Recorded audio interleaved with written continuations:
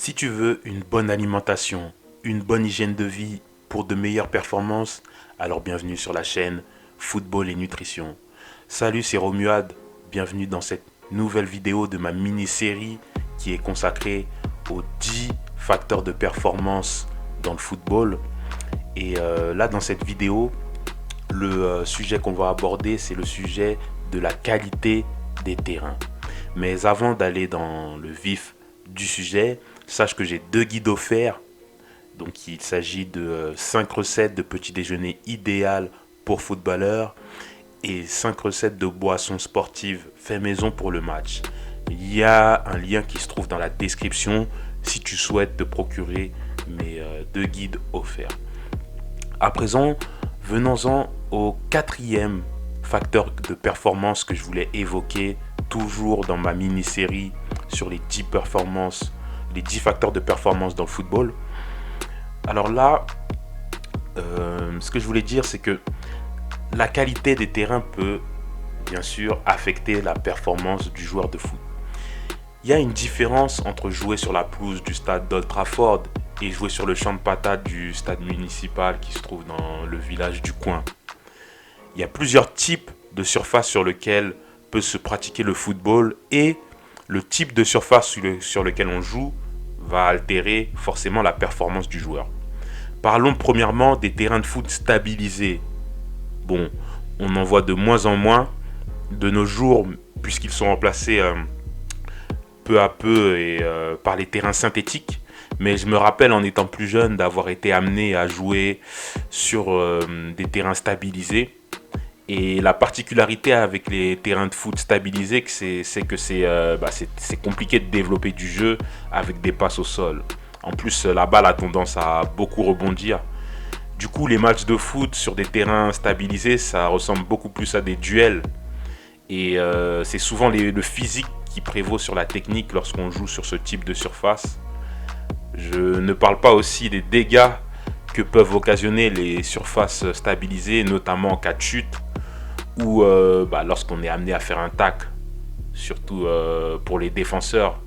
D'ailleurs, moi qui jouais défenseur, je me souviens aussi des éraflures que j'ai pu me faire en taclant sur des terrains stabilisés. Ensuite, il y a les terrains et les surfaces de jeu qui sont synthétiques.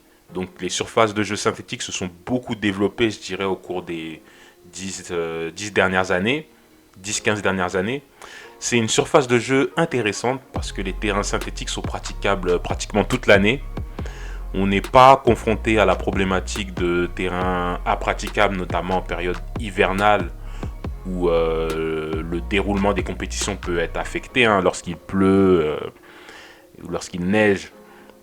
L'autre avantage du terrain synthétique, mais là c'est plutôt d'un point de vue des clubs, c'est que même si ça coûte cher à l'installation, les frais d'entretien sont beaucoup plus faibles que pour une pelouse naturelle parce qu'il n'y a pas besoin de jardinier pour entretenir et arroser une surface synthétique. Maintenant, sur le plan de la pratique du football, les terrains synthétiques sont une bonne surface pour développer du jeu. La balle circule bien au sol. Par contre, la balle a tendance à circuler un peu plus vite que sur une pelouse naturelle. Donc il y a des adaptations à avoir lorsqu'on joue sur une surface synthétique. Donc c'est quand même une surface de jeu qui est intéressante pour les profils de joueurs qui sont techniques, puisqu'ils pourront plus facilement s'exprimer. Par contre, à cause de sa dureté, les terrains synthétiques peuvent favoriser les blessures, notamment quand le pied reste fixé au sol lors d'un mouvement. Et ça peut aussi affecter les articulations du coup et aussi le dos. Ensuite, il y a bien évidemment les pelouses naturelles qui sont donc la surface de jeu traditionnelle pour la pratique du football. Malheureusement, toutes les pelouses naturelles ne se valent pas. Comme je l'évoquais tout à l'heure, il y a la pelouse du stade municipal, puis il y a la pelouse du stade d'Old Trafford. J'ai cette image du stade anglais où les pelouses sont vraiment nickel. Et typiquement, dans la pelouse du stade municipal de la ville du coin, c'est une pelouse qui peut vite se transformer en boue dès qu'il va pleuvoir. Et avec ce type de pelouse, ça peut être compliqué de montrer son talent.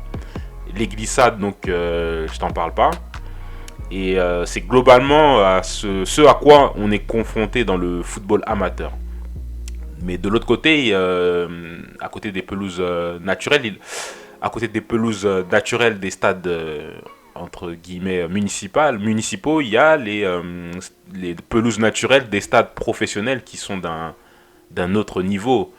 Il y a d'ailleurs maintenant des nouvelles technologies de pelouse dites hybrides qui sont faites à la fois bon, qui sont à la fois naturelles et à la fois artificielles, mais garantissent un niveau de qualité de pelouse quand même supérieur. Et pour la pratique du football de très haut niveau, les clubs sont prêts à investir des sommes colossales dans ce type de pelouse et font même venir les meilleurs jardiniers du monde pour entretenir les pelouses. Donc les clubs qui ont une philosophie de jeu basée qui a une philosophie basée sur le beau jeu, la possession de balle, la qualité de la pelouse, ça va être un aspect qui ne pourra pas être négligé. Donc voilà un petit peu ce que je voulais dire sur la qualité des terrains pour pouvoir être performant dans le football. N'hésite pas à réagir dans les commentaires et n'hésite pas à me suivre sur les réseaux sociaux. Du coup, je te dis à bientôt pour la prochaine vidéo de la série. Allez, ciao.